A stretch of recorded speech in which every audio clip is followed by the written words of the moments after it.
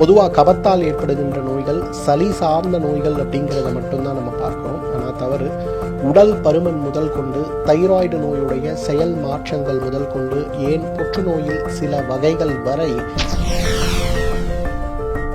தேவையற்ற இடங்கள்ல சேருகின்ற கபதோஷம் நம் உடம்புடைய இயக்கத்தையே நிறுத்தக்கூடியது அப்படிங்கிறத நம்ம புரிந்து கொள்ளணும்.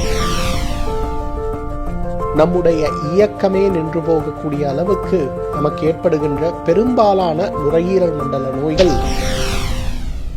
ஆஸ்துமா நோய் தீர கஷாயம் அப்படிங்கிறது வெறும் நுரையீரலில் ஏற்படுகின்ற ஆஸ்துமா நோய்களுக்காக மட்டுமல்ல, கபத்தால் ஏற்படுகின்ற 28 வகையான நோய்களை நீக்குவதற்கும் அது மிகப்பெரிய அருமருந்துன்னு சொல்லலாம். பொதுவாக கபத்தால் ஏற்படுகின்ற நோய்கள் சளி சார்ந்த நோய்கள் அப்படிங்கிறத மட்டும்தான் நம்ம பார்க்குறோம். ஆனால் தவறு. உடல் பருமன் முதல் கொண்டு தைராய்டு நோயுடைய செயல் மாற்றங்கள் முதல் கொண்டு ஏன் புற்றுநோயில் சில வகைகள் வரை நமக்கு ஏற்படுவதற்கு மிகப்பெரிய காரணம் நிச்சயமாக கபம் தான் சொல்லணும். உடலுடைய பலம் சார்ந்த காரணிகள் அப்படிங்கிறது கபம் சார்ந்த காரணிகளாக இருந்தாலும் தேவையற்ற இடங்களில் சேருகின்ற கபதோஷம் நம் உடம்புடைய இயக்கத்தையே நிறுத்தக்கூடியது அப்படிங்கிறத நம்ம புரிந்து கொள்ளணும். நுரையீரலை உதாரணமாக எடுத்துங்க. சுருங்கி விரிந்து எவ்வளவு சுலபமாக மெலிதாக நுரையீரல் வேலை செய்கிறதோ அவ்வளவு ஆரோக்கியமாக நாம் இருக்க முடியும். ஆனால் அந்த இடத்துல சளி அப்படின்னு சொல்லக்கூடிய கபம் போய் சேரும்போது என்னாகும்?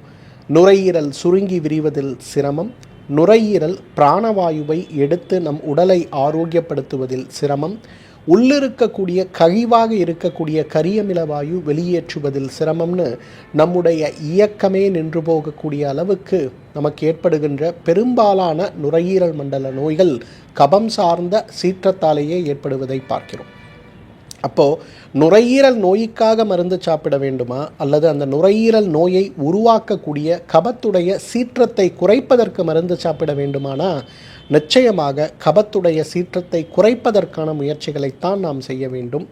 அதற்கு மிகப்பெரிய அளவில் நமக்கு உதவி செய்கின்ற ஒரு அழகான அருமருந்து, கபத்துடைய சீற்றத்தை குறைத்து ஆஸ்துமா சார்ந்த நோயுடைய சீற்றத்தை குறைக்க நமக்கு உதவி செய்கின்ற மருந்தாக இந்த ஆஸ்துமா நோய் தீர கஷாயத்தை நாம் சொல்லலாம்.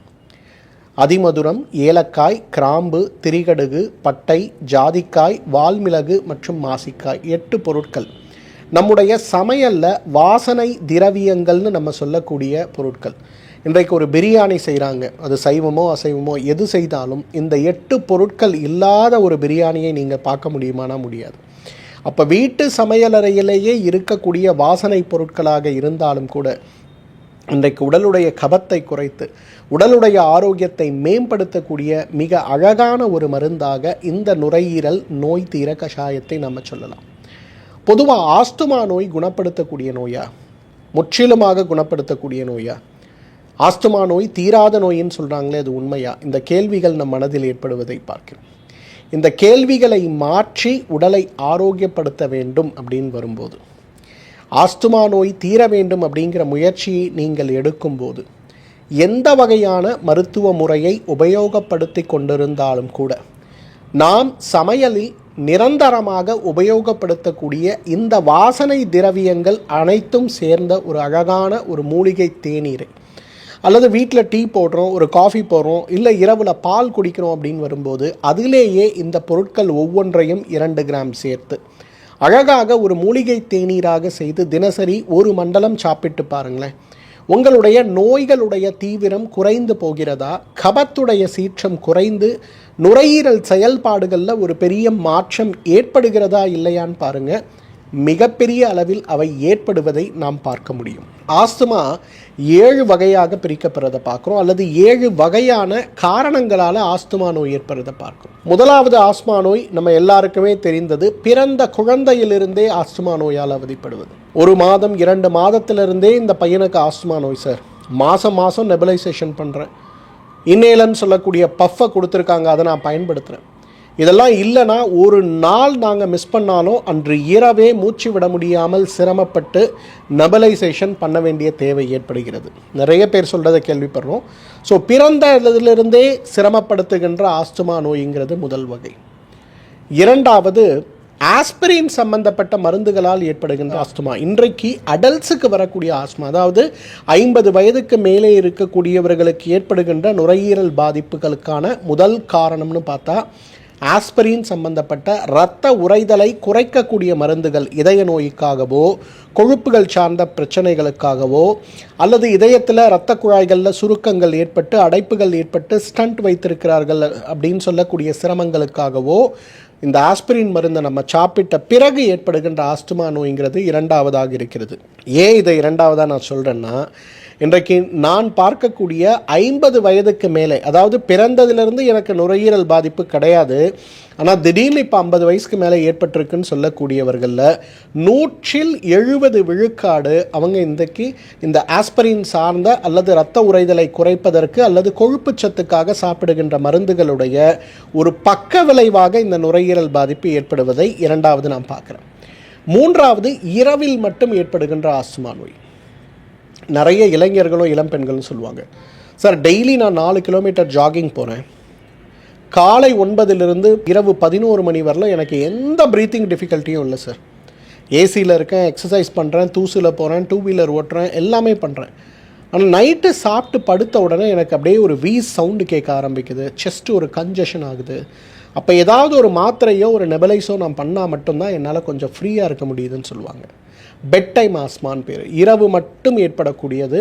நுரையீரல் சுருங்கி விரிகின்ற தன்மைகளை மார்புக்கூடியில் இருக்கக்கூடிய தசைகளுடைய பலவீனத்தால் ஏற்படுவது அப்படிங்கிறது மூன்றாவதாக இருக்கிறது பார்க்கணும். நான்காவதாக இருப்பது ஜிம் ஆஸ்மான்னு சொல்லுவோம், எக்ஸசைஸ் இன்டியூஸ்டு ஆஸ்மான்னு சொல்லுவோம்.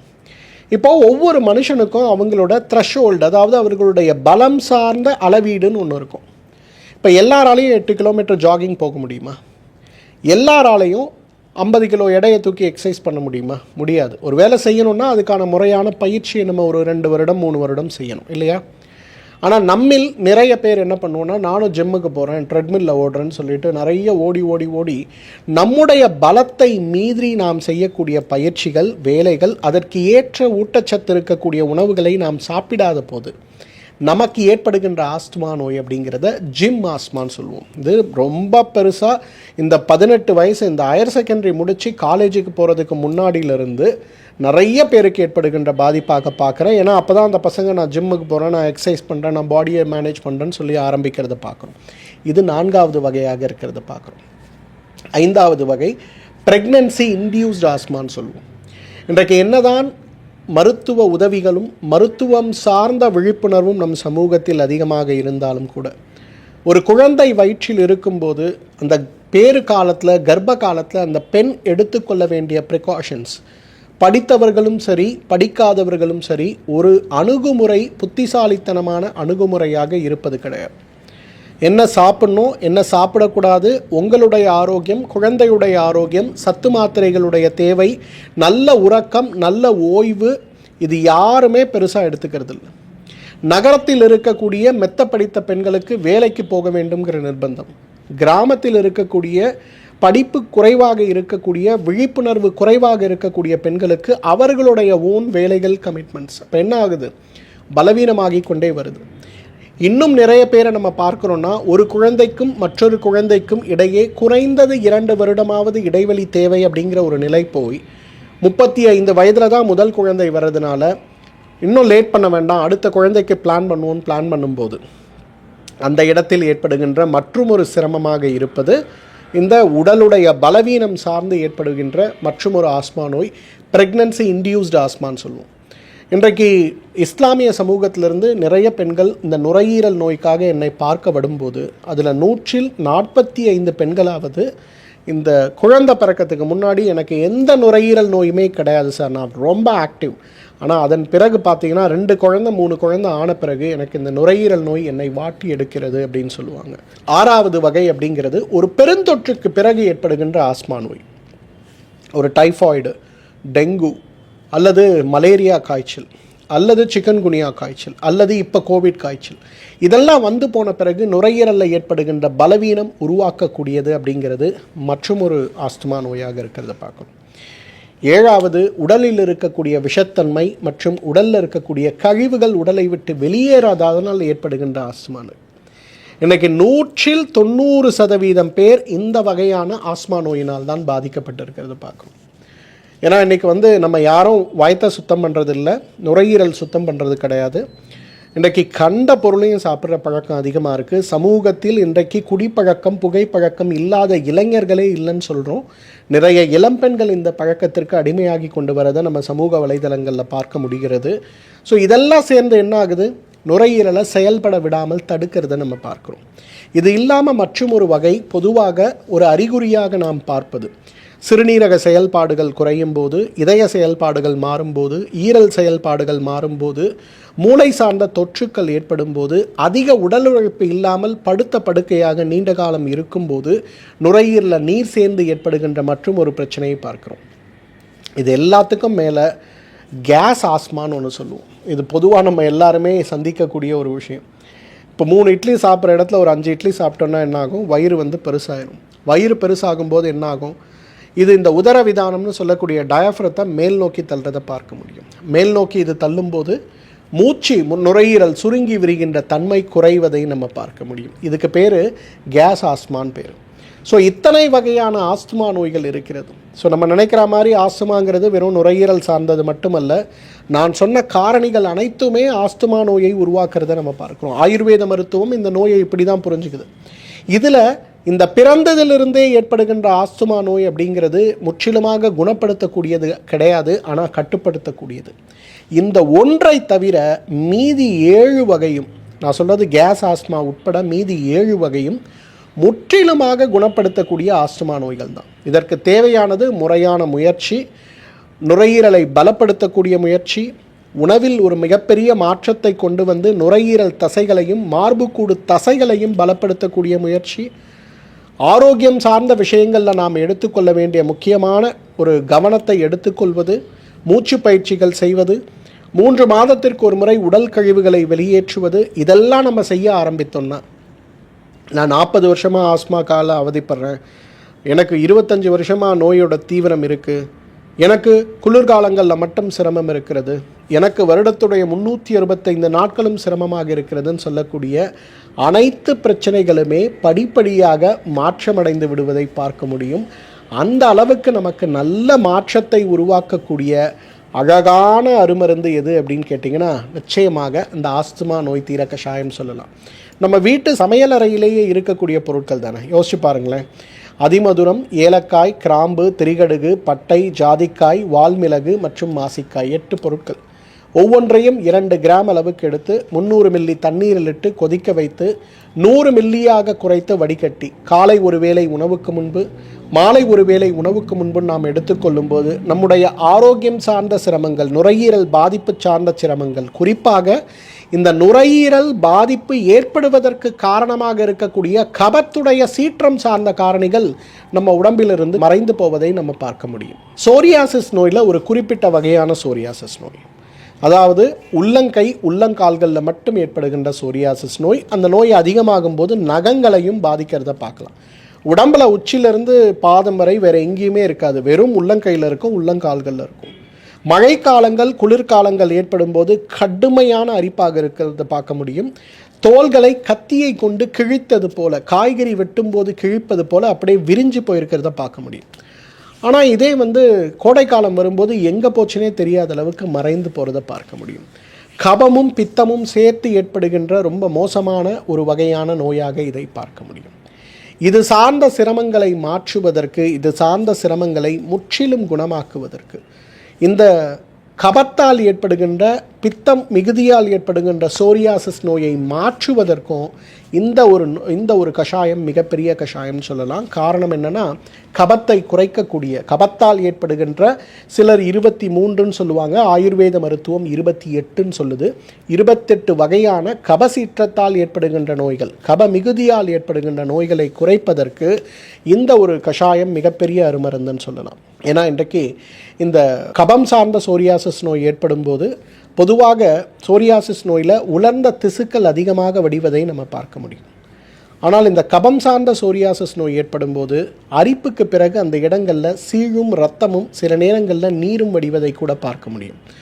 அந்த ஒரு 6 மாதம், அந்த ஆடி மாதத்தில் ஆரம்பித்து பங்குனி மாதம் வரையிலும் பார்த்திங்கன்னா தோள்கள் கால்களை தரையிலே வைக்க முடியாது. நடக்கணுன்னா கூட ஒரு ஷூ போட்டு ஒரு செருப்பு போட்டு தான் நடக்கணும். சாதாரண தரையில் காலை வச்சாலே கண்ணுக்கு தெரியாத அளவுக்கு சிறு மணல் இந்த காயங்களுக்குள்ளே போயிடுச்சுன்னா அது வெளியில் வருகின்ற வரை நம்மை போட்டு சிரமப்படுத்தி விடுவதை பார்க்கிறோம்.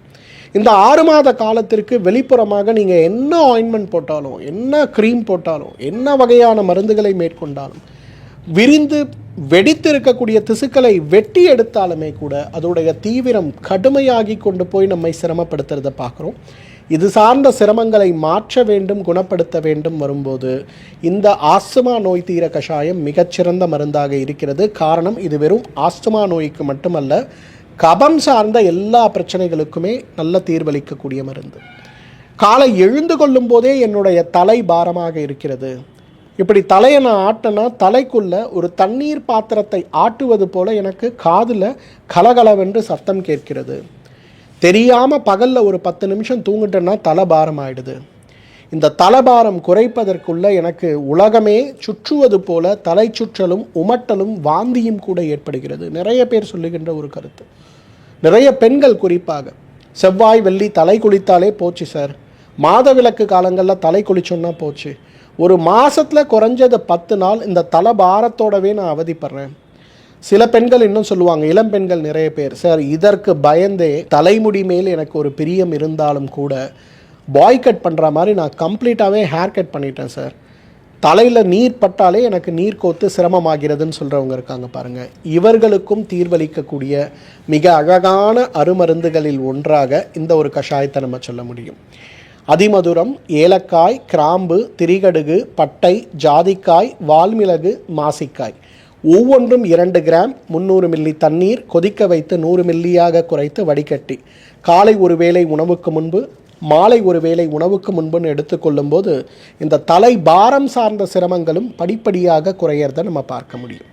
யாருக்கெல்லாம் முடியுமோ நீங்கள் வீட்டிலேயே இந்த 8 பொருட்களை வீட்டிலேயே மூலிகை தேநீராக வைத்து சாப்பிடலாம்.